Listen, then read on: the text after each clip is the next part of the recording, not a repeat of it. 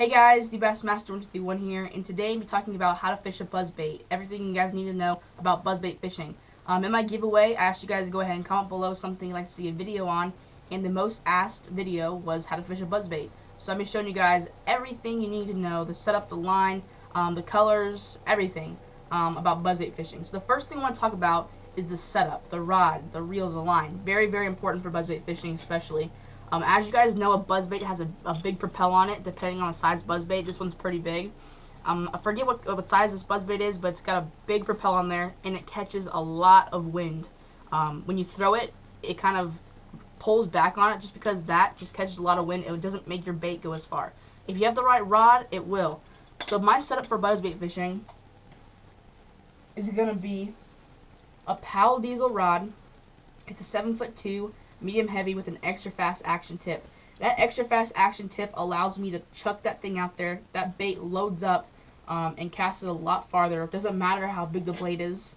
Okay, it casts the same distance as you would with the square bill because of the right rod. And Powell diesel rod's only $80, so not too cheap, and it's very affordable, not too expensive.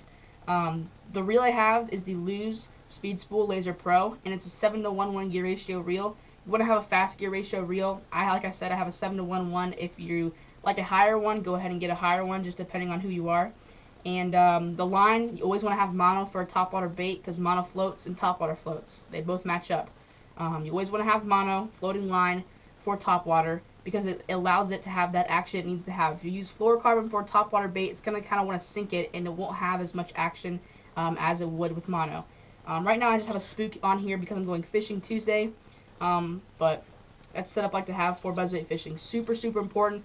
Sometimes they'll even throw braid for a buzzbait, just depending on the situation. But that's the setup like to have for buzzbait fishing. Next thing I want to talk about is what colors to throw during certain conditions.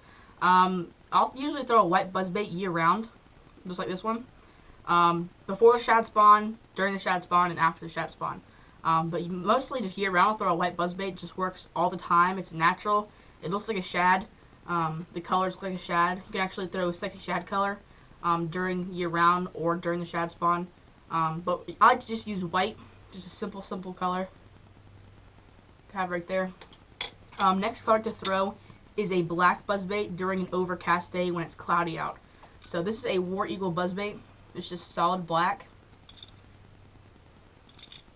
Just like that. And I don't have the buzzbait with me currently, but when the water's muddy, I like to throw a white and chartreuse buzzbait, like this kind right here, with a little bit of chartreuse in it. Or actually, I had a buzzbait, but I lost it. Just dip it in a little bit of chartreuse, and you got yourself a white and chartreuse buzzbait. So those are the colors I like to throw during certain conditions. Buzzbait. The most common time to throw a buzzbait is in the morning time, but I know people that'll throw a buzzbait all day long. And in the afternoon. If I was in a tournament, I would definitely throw a buzzbait or some sort of topwater in the morning, just because those fish are at the top of the water column. That's most likely in the morning.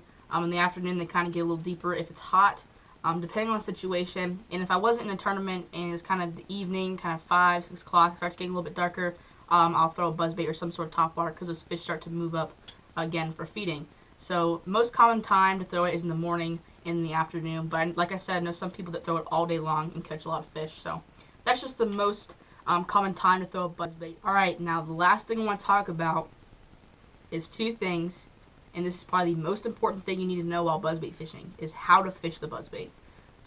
People get this messed up so easy, they don't get a lot of strikes on it, because it doesn't have as much time to be in the strike zone.